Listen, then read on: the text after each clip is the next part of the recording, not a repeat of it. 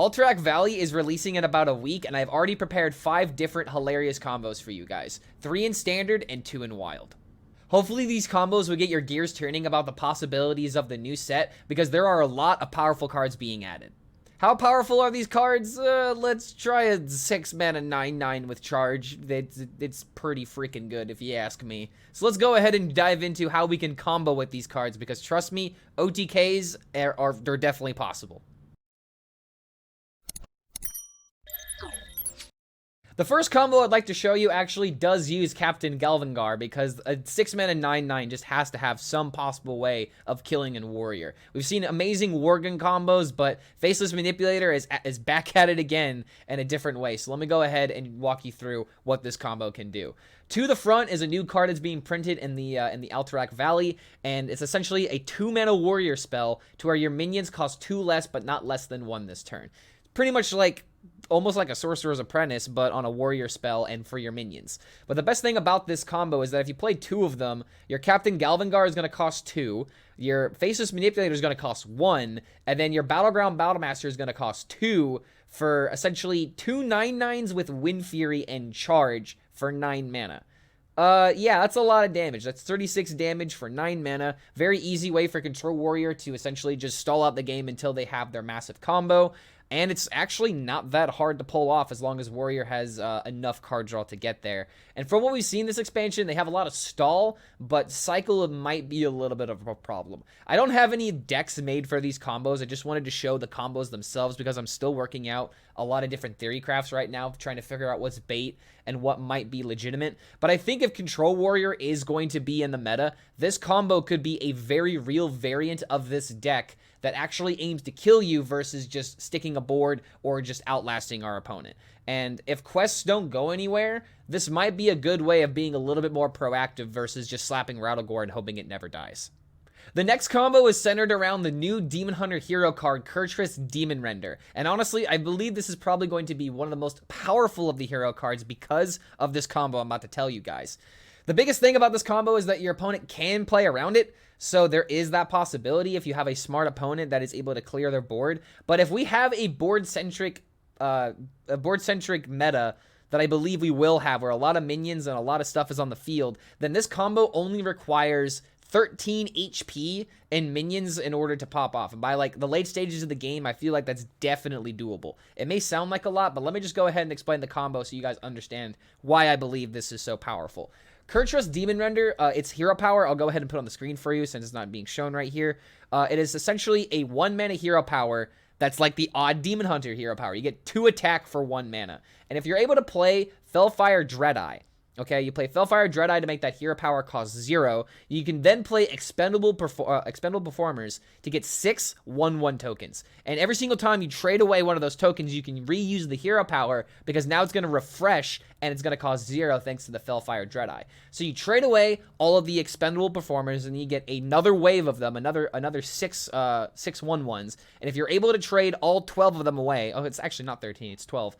But if you're able to trade all of them away, you get essentially 13 hero powers because of the first one at the beginning, giving you a grand total of 26 damage. So all you need at that point is a Fury, a Chaos Strike, like just something in order to help close the gap out. And it's definitely possible for this combo to be somewhat relevant because tokens have a really good synergy with one of the new giants that got printed. So I feel like there's going to be some insane token Demon Hunter deck. I don't know exactly what the list is yet. I'm still kind of working out my own little ideas to figure out what's bait and what's actually legitimate, but I feel like Token Demon Hunter has a lot of support in this new expansion, and the grounds of this deck and this archetype are already there, but now we've gotten a lot of meat in order to give this some kind of direction. So I think that Expendable Performers has a very real way of being insanely good in Token Demon Hunter with the new hero card. This next idea is something that a lot of players have been talking about since they saw the new Warlock Legendary, Tamsin's Phylactery? Phylactery, I think that's how you pronounce it. I'm just going to go ahead and just roll with it because I believe that I'm going to have a lot of times where I'm pronouncing this card incorrectly. But what I definitely know is not incorrect is how insanely powerful this card is. I don't think it's bait. I think this is the law of the land. There's going to be some insane Warlock deck that's going to break standard yet again, and it's going to be because of this card. And I think that its synergy with Humongous Owl is going to be it's going to carry. I really do believe this may be one of the best decks on day one. I don't think it's going to get nerfed per se. Maybe we can see how insane it is the first couple days of the expansion, but I think that this deck has a lot of potential of just being obscenely powerful, because if you're able to play a board full of like 1-drops or even like a Moarg in order to help like clear the board with Grimace of Sacrifice, a really easy card for insane AoE turns for 1 mana, then suddenly the Humongous Owl Death Rattle of only hitting enemy minions is not going to be a drawback, because now it just goes face every single time. And with the amount of 1-drops that Warlock has, Tour Guide, Spirit Jailer, Shadow Slinger, as well as Armor Vendor, if you're able to get an insane turn off of Rod, which we already know the possibilities of this card being meta-defining, I really do believe that some kind of combo Warlock with Tamsin's Phylactery, I'm just going to roll with it, with the new Tamsin Legendary and Humongous Owl is going to be absolutely it's going to be insane.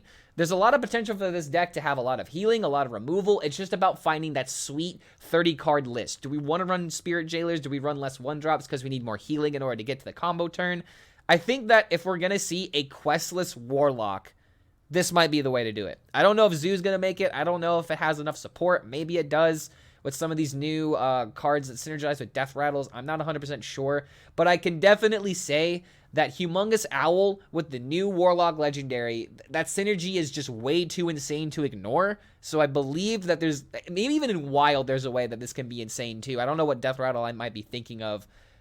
There's no Death Rattle I can think of that just comes to mind to be so freaking powerful. But this archetype, in Standard at least, I think it's actually going to get out of control. And moving on to the Wild side, there is actually an infinite damage combo possible with the new legendary Korrak Bloodrager, but it's not exactly utilizing him to deal the damage. So let me go ahead and walk you guys through what is actually also possible in Standard if you play Burkan and you double up the Lightning Blooms, but that's kind of a setup, so I think it's easier just to do it in Wild. But just for the sake of example, if you play Emperor Thorson and you discount all of these cards, all you need is a Lightning Bloom in order to pop off the following combo. The idea of this combo is being able to utilize Korrak's Death Rattle, if it wasn't honorably killed, of being able to resummon him. And that synergy with Perpetual Flame raises a question: what if I deal 6 damage to Korrak over and over and over again with the Perpetual Flame and keep bringing him back? What happens if we overload ourselves infinitely and then play Overdraft? Pretty easy combo to pull off. All you need is your opponent to have the Bloodrager on the field, and the easiest setup possible is just literally Moarg, Perpetual Flame into Overdraft.